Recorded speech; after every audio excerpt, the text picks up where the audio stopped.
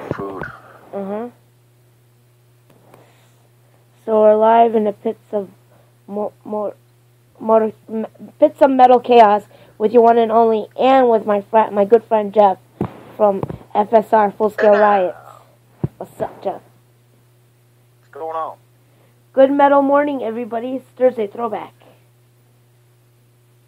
Yeah. Tell everybody about your ambient energy company.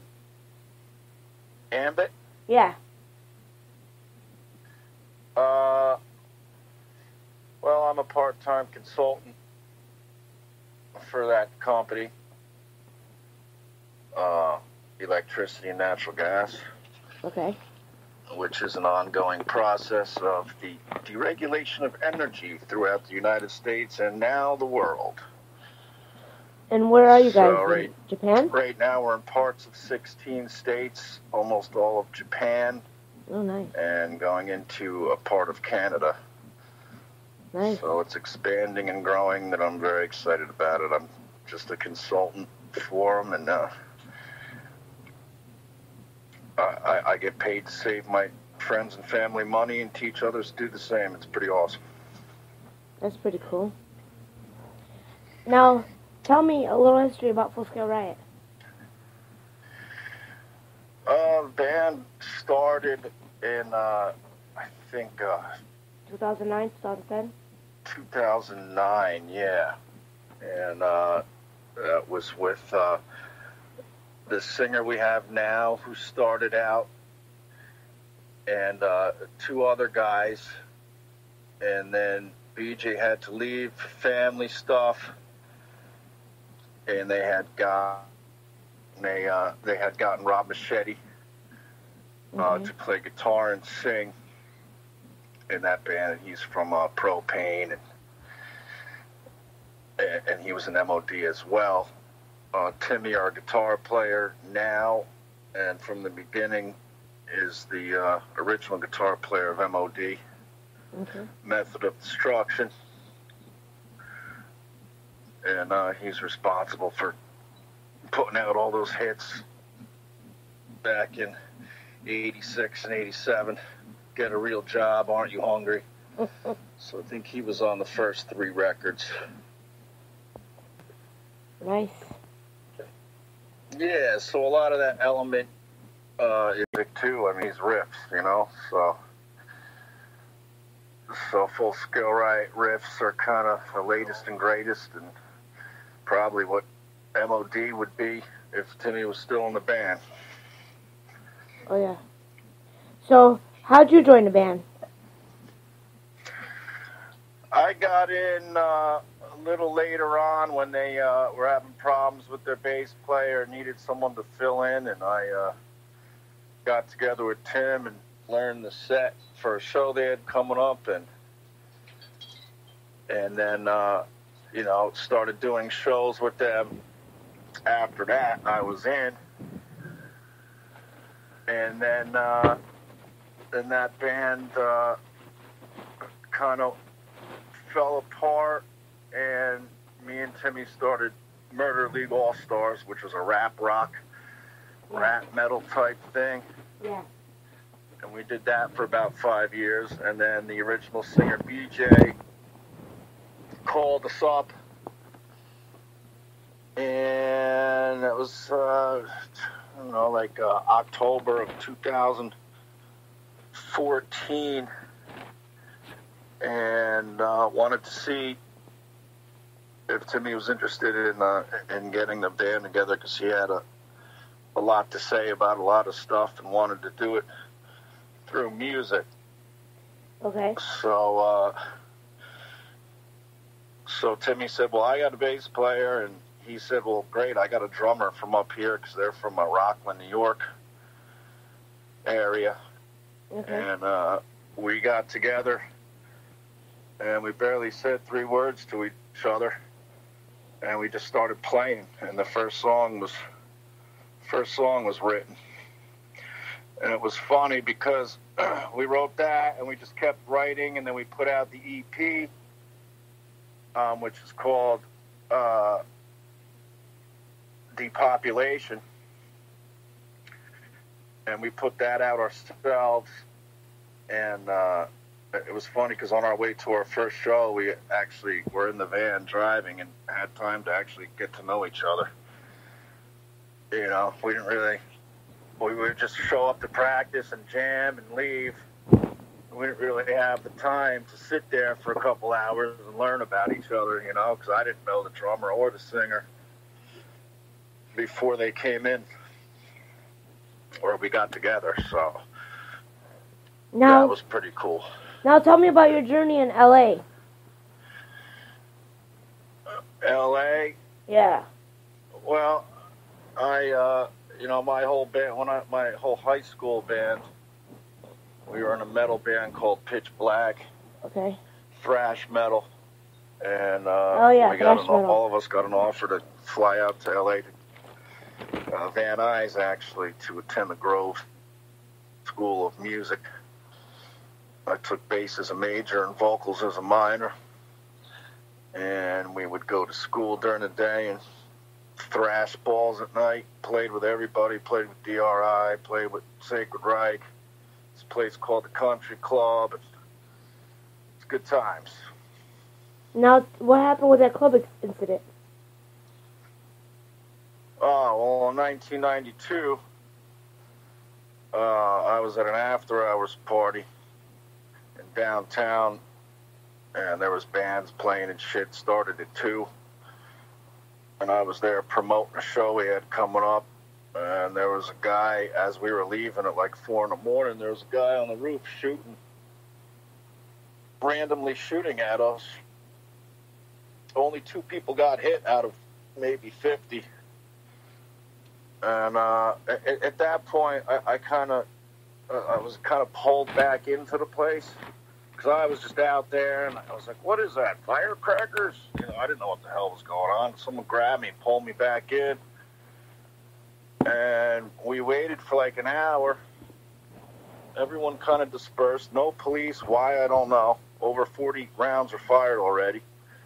Drugs. And then me and my buddy were like, all right, it looks like the coast is clear. Let's get out of here. And I got in my van and started driving away.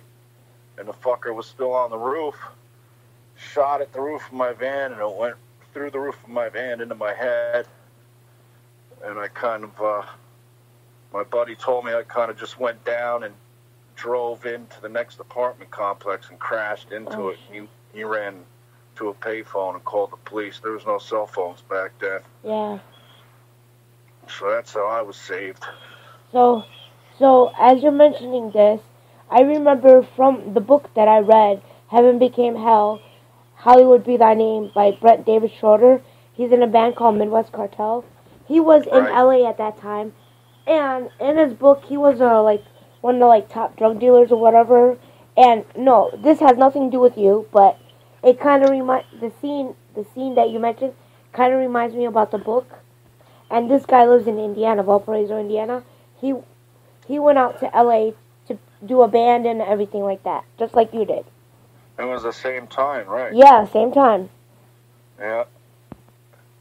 Yeah, it was a little hectic. I mean, it was about 3 weeks before the Rodney King incident. I was already back. Just got back to New Jersey. Because thank God it happened out there. I treated it like it was a splinter.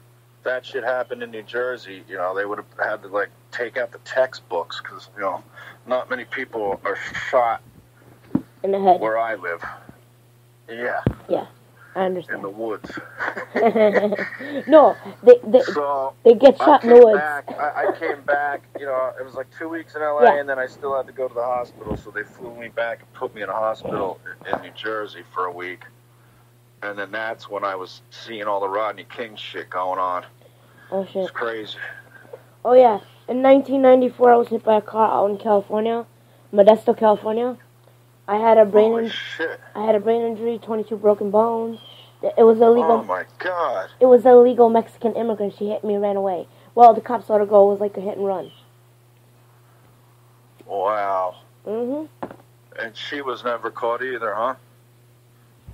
She lives in Fresno right now. She's 45 years old. She's a grandma. She has 6 kids. Because but she was caught? No, she was never caught. But how do you know who she is? I know her from the name from the police report. I've been following her. I've been following her for years. But if there's a police report, why wasn't they didn't check her car out? I mean, her car must have been damaged. The car was stolen. She had no license. She had no insurance. She was illegal. Oh my God! I got a case going on with California right now. I don't understand how she's still allowed in the country. I got a case going on with California. Anyway. Anyways, now when was the last show you guys played? Full Scale Riot. We just played. We just played right into Brooklyn, New York. We actually, for the past 3 weeks, have had a show every weekend. Well, we're just doing we're doing select shows. Yeah. Working on new material. Timmy's got the record label, which I'm working with as well, Trip Squad Records. And we just put out the first release was Just For Us Hardcore Kids, which is a compilation. Incredible compilation. There's 13 amazing bands on there.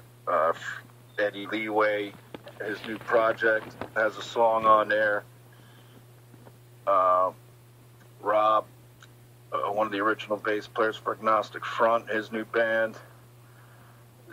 There's some incredible acts on there. It's definitely worth picking up. I mean, compilation, I didn't even think about compilations. I mean, I remember back in the day, and until I got it and started listening to it, it was just like, wow, I mean, this is cool. I mean, there's one great song for 13 different bands, and I was getting turned on to bands that I've never heard before. There's a hardcore band from France on there. Yep.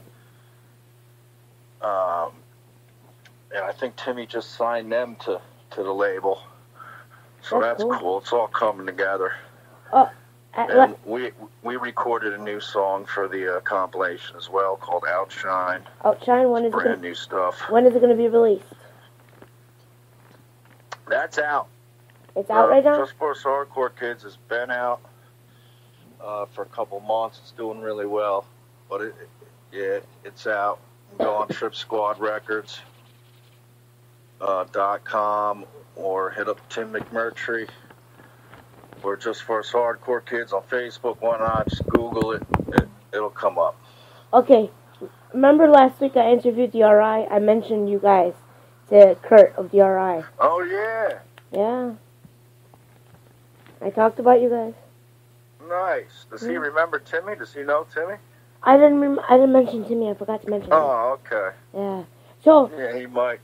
Timmy's the original guitar player of MOD and stuff. And I know they did some shows. I know he's good friend. He's friends with Spike. Yeah. I'll tell Dave to play drums. I'll tell Dave to text him later. Mention Timmy when he gets off work. Yeah. Yeah. Timmy from MOD. Yeah, he'll mention him. MOD. He'll mention him. So nice. so during the years you've been with Full Scale Riot and Full Scale Riot been together, how many EPs, singles, and albums been released altogether? Well, the band's just coming on 4 years old. I believe it was October of 2014 we got together and we put out a 6-song EP, and then that led us to Eulogy Records, thanks to Ray from Brick by Brick, and that just led to us for Eulogy to hear our stuff and get interested, and we recorded a full length, and that was almost a year ago today. It came out on Eulogy Records on Black Friday of last year. Okay. So the record's incredible. I mean, we recorded 2-inch tape, just to go old school, give it some kind of dirty old school feel, and the sound, songs it's an incredible record. So, biggest bands you guys played with? when we first started going, we started doing some tours upstate New York, and we got on some amazing shows. I mean, we played with Sworn Enemy. We did a little stint with them. Ringworm, we played a show up in upstate New York. The guy from the Misfits, I can't even remember his name right now. We played with them, and then some of the hardcore shows that we've played with, like some major bands. I mean, we just did a huge hardcore benefit out in Brooklyn, which had some incredible acts on it. Sworn Enemy, Brick by Brick,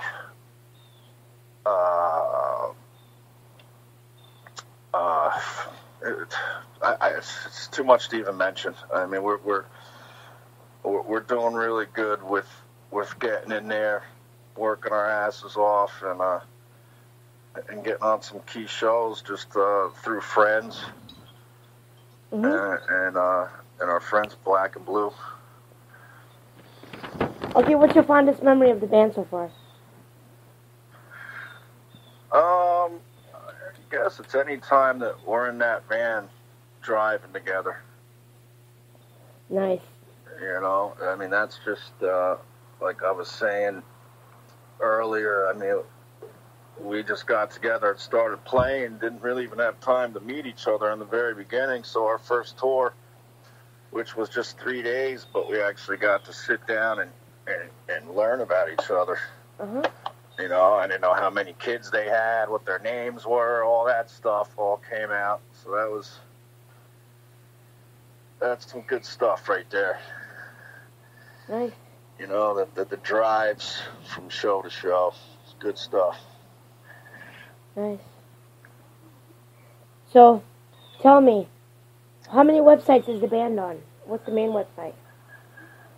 Well, we have one main website, which is fullscaleriot.com, and on that is our links to all the other social media outlets that we're on. I mean, our singer BJ he's good at that, so he's got us on Instagram, everything, even MySpace, I think. MySpace? Not that anyone goes there anymore. Hey, I still got MySpace. Yeah, but our website directs you, you know what I mean? You Yeah. just, it directs you to all those, and just click on them or whatnot. I remember back in the day when MySpace was very popular, I used to talk to the wrestlers, the famous wrestlers, like Batista, John Cena, on there. Yeah, it was great. And I got It was free, awesome. and I got free tickets I had to the. I had 167, 170 likes or whatever people on there. And I had a friend blaster too, so I paid like $60 one time, and it would add 500 people a day. I could add. I would go to someone's page, like a band page, and it would just add all their friends. Boom. So I was cranking with that, and then it just gone. Oh yeah, I used to get in. For one event, for one WWE event at the Rosemont Horizon in Chicago, I got free tickets to that show. Oh, nice. Yeah, that asshole Tom should never have sold it. Now it's a corporate piece of shit. Yep. And Tom should have just held on to it. Yep. Now Facebook took over.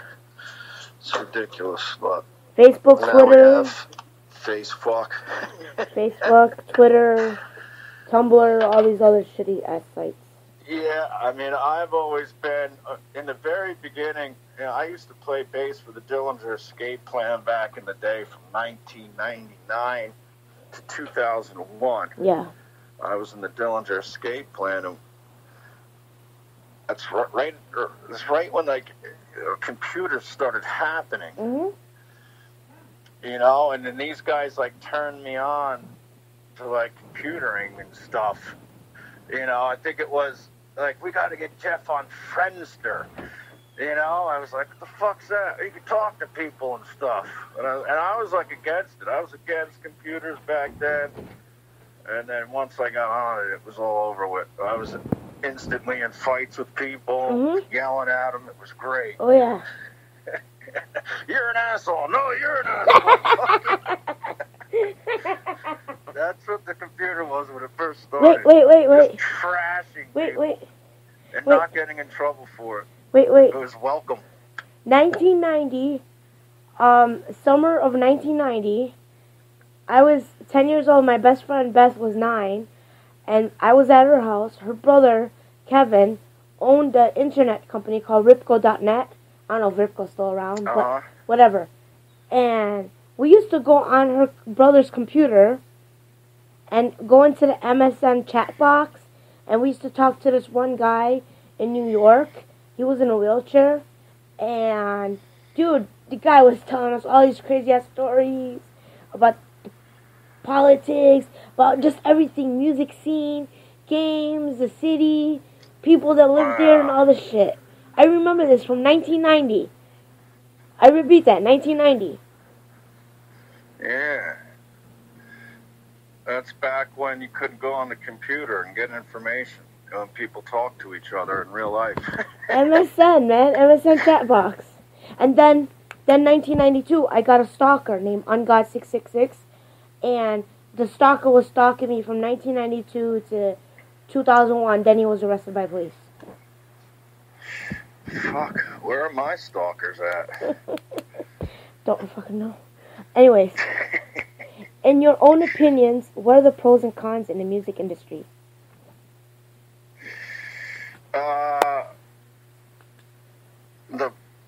The pros are that it's so easy to do it yourself, and there's finally a movement as to what to do next, rather than the question of what to do next, which was just been going on for so long. Oh yeah. And the cons of the music industry is there really isn't one, unless you're famous. Yeah. My buddy Bob started out in the scene in 1992. After I came home to New Jersey, I started singing for a band called Mind the Racer, and we were just killing it. I mean, we were doing stuff that no one was doing. We were doing stuff that Dillinger Escape Plan was doing before Dillinger was even around. And we had a huge following. And I lost my train of thought. What was the question again? How many albums do you have under your belt from all these bands? Oh, okay. Yeah, so I don't know.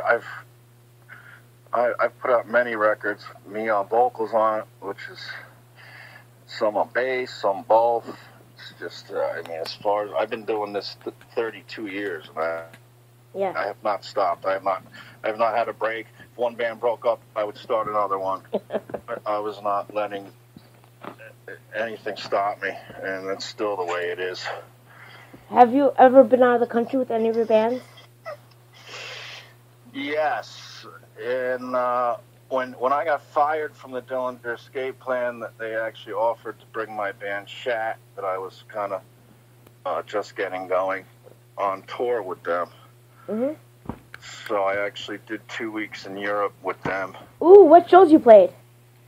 Oh my God, we just played little clubs back then. And back then it was, Dillinger was just right when Calculating Infinity came out. Oh.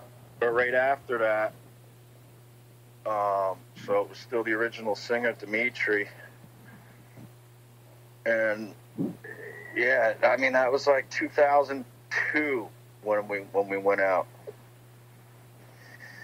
When I was in Europe. It was unbelievable. I was on a double-decker bus. Oh. And Dillinger played all the festivals too. That was the first thing. Dillinger played the 5 festivals, which my band was not on, but I just got to hang out with them. I just got to hang out during these festivals. I mean, Guns N' Roses is playing, hanging out with Brandon from Incubus, all this. It was crazy. Yeah. And then when those 5 major festivals ended, Dillinger stayed out there and did, you know, like smaller shows. We did for 2 weeks, played the little clubs and shit. And that's when Shaq got on. It was unbelievable. I don't know how we didn't get lost. We had no cell phones back then. You know, if you weren't back at the bus, you had to wait for the person. It was crazy. So, let me ask you this: back in 2002, was there terrorist attacks? No, not that I remember. Okay, I don't remember that either. I don't remember anything like that. I did get attacked by the Turks. By the Turks? Yeah, we were at like some kind of, where the hell were we? We were in Germany at like a rest stop because the bus driver has his times logged and he has to stop and rest and sleep. And he can't go past that log or he'll get in trouble or whatever. So we pulled over, and I had this, you know, video camera. It was like a high 8, and I'm just walking with the video camera.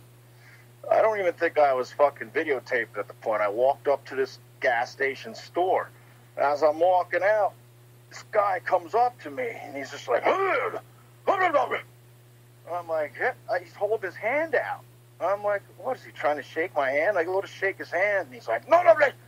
And then this other guy comes from behind me and puts his hands on me, like grabs my shirt. I was like, holy fuck. And I just started running. I started sprinting as fast as I could. And on my way back to the bus, I see 2 other people that were on tour walking toward that store. I'm like, run! I'm being attacked. And I ran back to the bus. I'm like, dude, I was just attacked. And, you know, I guess later on I found out they were Turks. They were just fucking terrorists. They thought I was videotaping them or something. Yeah. And they wanted my video camera on. Fuck that. I outran those lazy-ass motherfucking no-protein pieces of shit. We're in back to the bus. Everyone got out of the bus and was breaking bottles ready to fight. And the fucking tour manager, it was like, get back on the bus right now. And he had like a bat with him. He's like, get back on the bus. He's like protecting us. It was fucking fantastic. And then we had to leave and go to a different rest stop. I remember. It's all my fault. I remember last year in November, Flotsam and Jetsam were out on tour, and they got attacked by their bus, by the terrorists. Get out of here. Swear to God, I shared that link on my other page. Motherfuckers. On my other Facebook page, which is in jail. I've seen Flotsam a bunch of times. Mm-hmm. That sucks. Oh, yeah. Now let's get into a couple...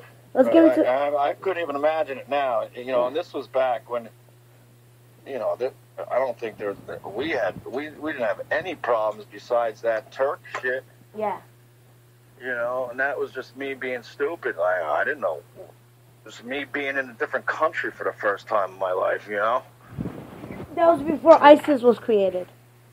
What's that? That was before ISIS was made. Right. Yeah. So, let me ask you a couple fun questions. What's your favorite food? My favorite food? Yes. I like artichokes and Italian food and Chinese food and donuts. I'm making chicken fajitas again tonight. Oh, I love chicken fajitas too. Oh, yeah. Homemade, though. Yes. Okay. What's your favorite drink? Probably water. As far as alcohol, I'm a Captain and Coke person. Couple Captain Cokes, ready to go. Top 5 favorite bands, or as many. What? Your top 5 favorite bands. Jesus Christ.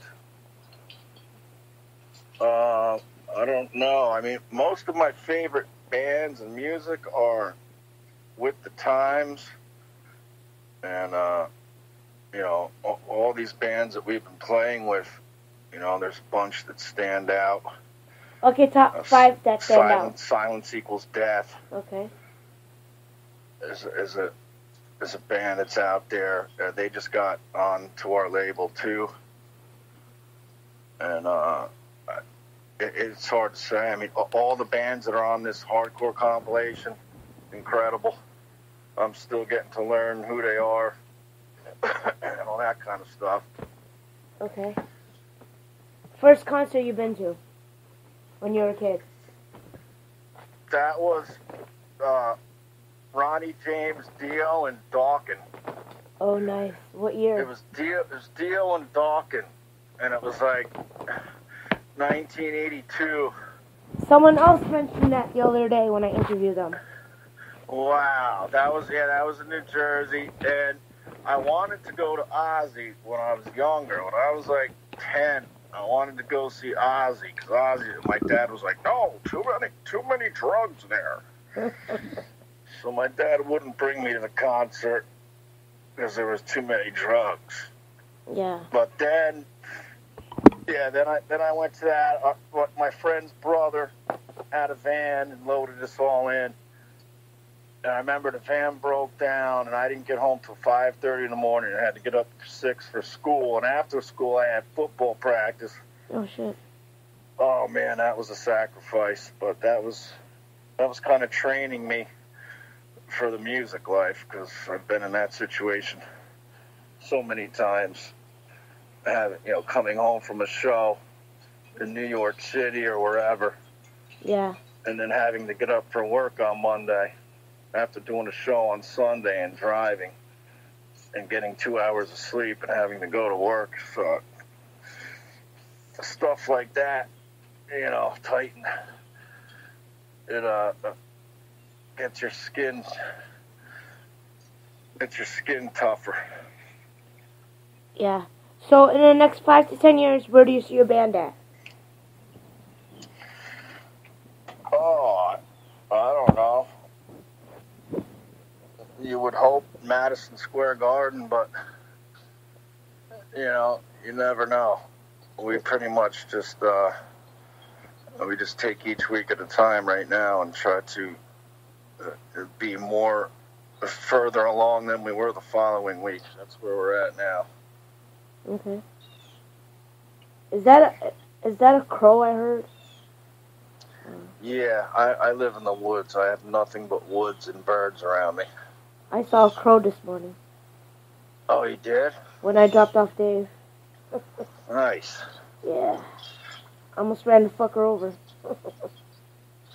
Yeah, a lot of the birds flew south for the winter already. I can tell by my bird feeder not having to fill it so much. Nah, we still got a lot of birds here. Fuck. They're here. If you think about it, there's more bird population than any animal population.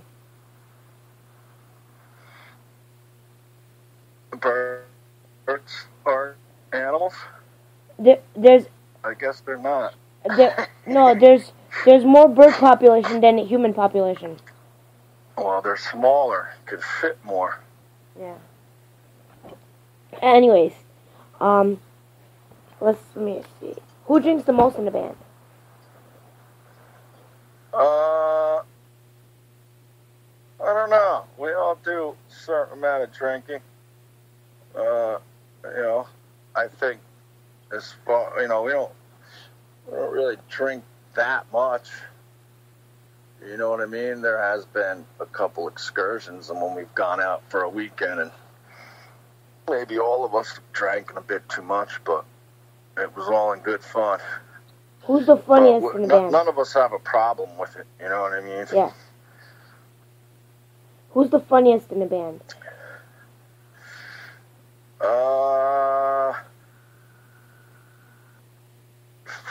Funniest looking would probably be me. As far as funny, I don't know. It's like we all have to get together. It's like all four of us have to be together to get the most laughs out of it, Yeah. So it's a group effort. How many times a month do you guys practice? We try to do once a week, every Tuesday. We actually, Timmy has a club in New Jersey called the Blue Room, which is right outside of New York City. I know the Blue Room. It's the Blue Room? I know about it. Oh, you do? Yeah, I heard about it. Oh, nice. Yeah, I worked there for 7 years. I was doing sound there right when Timmy took over, and Timmy is the one that pretty much runs it. That's cool. And gets the promoters in there and all that kind of stuff. That's cool. We should do an interview with Timmy, too. Yeah, absolutely. I mean, we should get him on my show. Timmy's the man. We should get him on my show. Yeah, he was interested in getting on right now. Right now? You know, he was interested in doing like a three-way or whatever, three-way call. So, well, you could get him. You know. Yeah, we could do that later. Set something up for him. I'm sure he's got a lot to say, and just him chiming in wouldn't even tap what he's got to say. It would be a great interview. Oh yeah, I bet you. I got good questions for him. Okay, now let me ask you this fun question. You know the Smurf characters, right? Oh, I know Smurfette. I was always in love with her. Okay, what Smurf character would you be? Shit.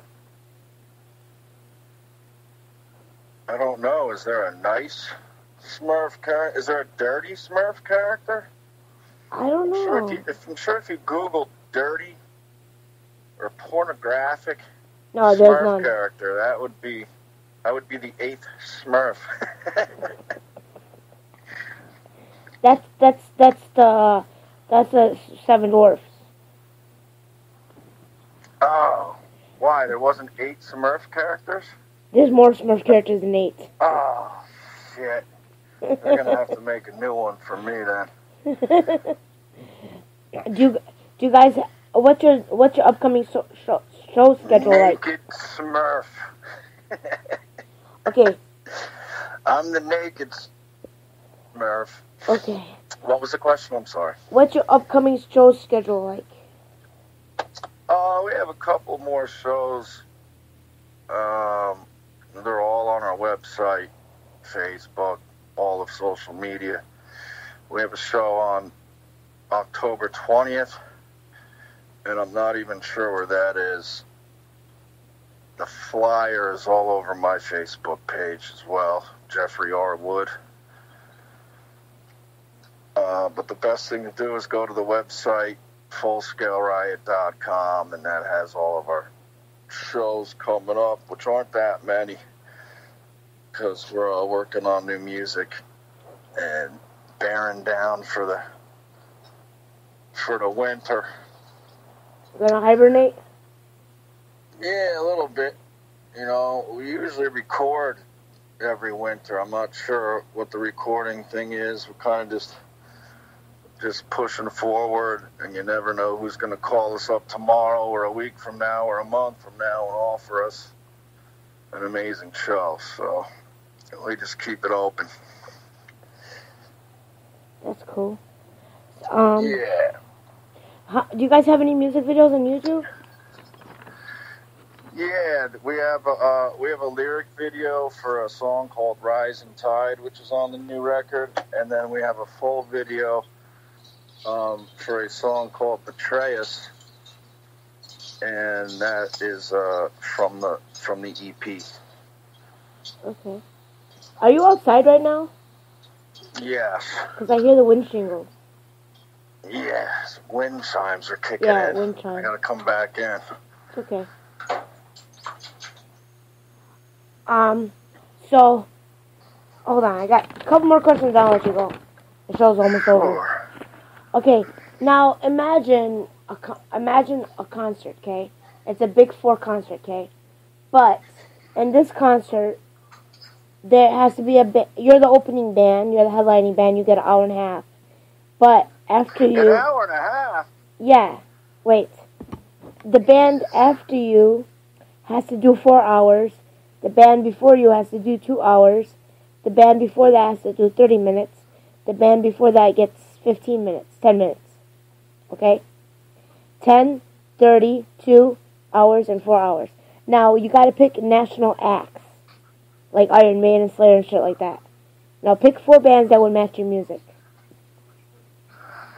That would match our music? Yeah, pick big 4 bands. Well, I think headlining would be Hatebreed.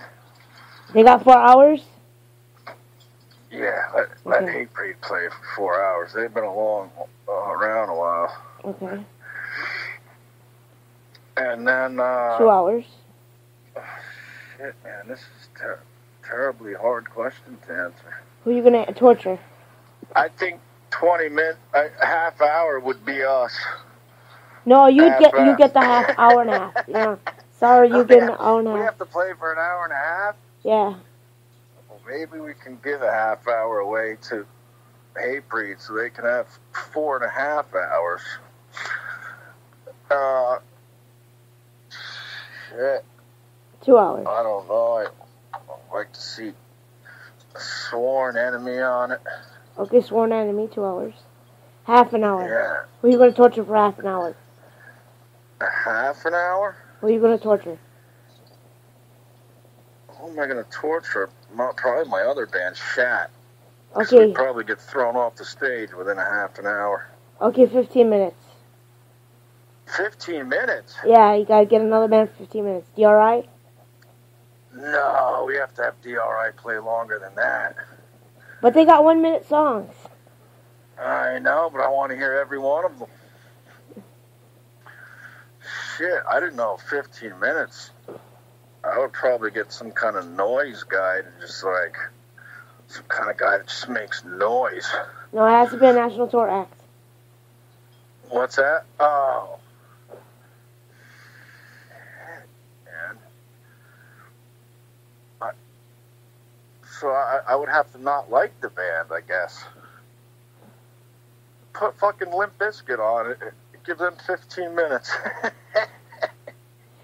Okay. Limp Bizkit, just to bring a whole bunch of other people that wouldn't be there in the first place, and then they only get to play 15 minutes. That'd be great. Now, last question. What advice would you give to upcoming musicians? Besides quitting, Yeah.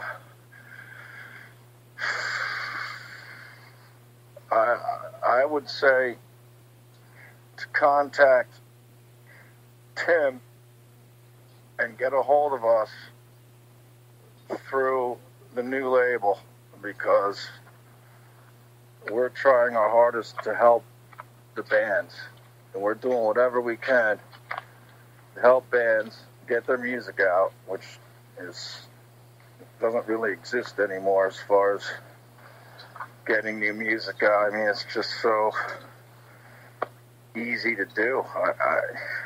We're still battling, trying to figure it out. Even the major players in the industry, it just seems tough. So we're just sticking to the roots.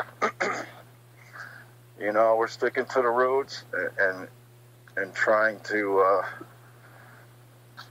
go with the times instead of fighting it and arguing it. Figure out the best way to get out music and try to make some sort of money from it. And in this time and age, Well, Jeff, thank you for your time. Thank you. Time is very important. This is a very interesting interview, and I loved it. Excellent. We will do this again in the near future.